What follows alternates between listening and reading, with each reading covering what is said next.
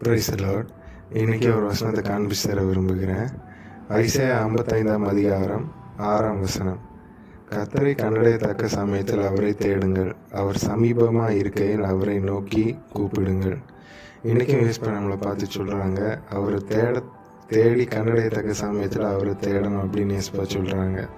நீங்கள் பார்த்தீங்கன்னா லூக்கா 18ஆம் அதிகாரம் 35ஆம் வசனத்தில் நீங்கள் பார்த்தீங்கன்னா ஏசப்பா எரிகோவுக்கு கடந்து போகிற சமயத்தில் ஒரு குருடன் வழியாக இருக்க உட்காந்துருக்கான். அப்போ ஏதோ ஜனங்க அதிகமாக நடந்து போகிறது மாதிரி அவனுக்கு சத்தம் கேட்கும்போது அவன் அங்கே இருக்க ஆளுங்கள்ட்ட விசாரிப்பான் என்ன நடக்குதுன்னு. அப்போ அவங்க சொல்லுவாங்க, ஏசப்பா நசரேயனாகிய இயேசு இந்த வழியாக கடந்து போகிறார் அப்படின்னு.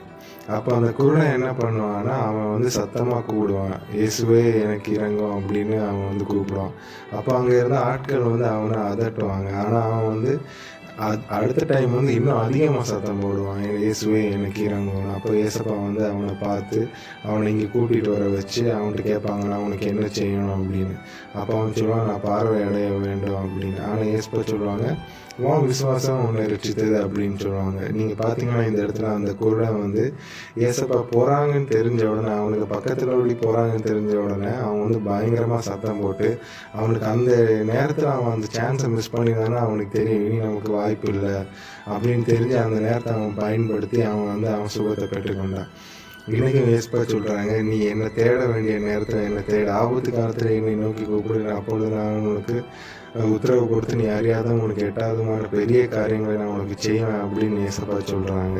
ஆனால் நம்ம ஆபத்து காலத்தில் சோர்ந்து போய் ஆண்டவர்கிட்ட பின் போயிடுறோம். இன்றைக்கி ஏசப்பா அவங்கள்ட்ட மறுபடியும் சொல்கிறாங்க, நீ ஆபத்தில் விலகி போயிடாத, என்னை நோக்கி கூப்பிடு, என்னை கண்டடையத்தக்க சமயத்தில் நீ என்னை தேடு.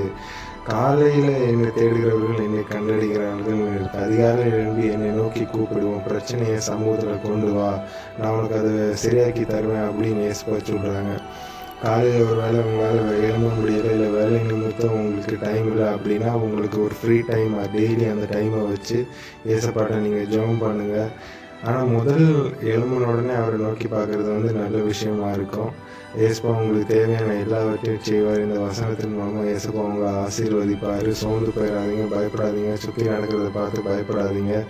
ஆத்மா எப்போவுமே ஆயத்தமாக வச்சுக்கோங்க. ஆத்மாவில் இருக்க கரைகள் நீங்கள் ஏசப்பாட்ட பாவம் மன்னிப்பு கேட்டுக்கோங்க. எப்போவுமே ஆயத்தமாக இருங்க. ஏசப்பா எப்போ வேணால் வரலாம். உலக ஆசீர்வாதம் மட்டும் நமக்கு தேவைன்னு நினச்சிட்டு இருக்காதிங்க. நமக்கு ஆவிக்குரிய ஆசீர்வாதமும் தேவை. ஏன்னா நம்ம உலகத்துக்குரியவர்கள், பரலோகத்துக்குரியவர்கள். நீங்கள் கவலைப்படாதீங்க, உங்களுக்கு தேவையான எல்லாவற்றையும் ஏசப்பா தருவார். நீங்கள் அவருடைய பாத்திரம் மட்டும் எல்லாத்தையும் கொண்டு போய் சேருங்க.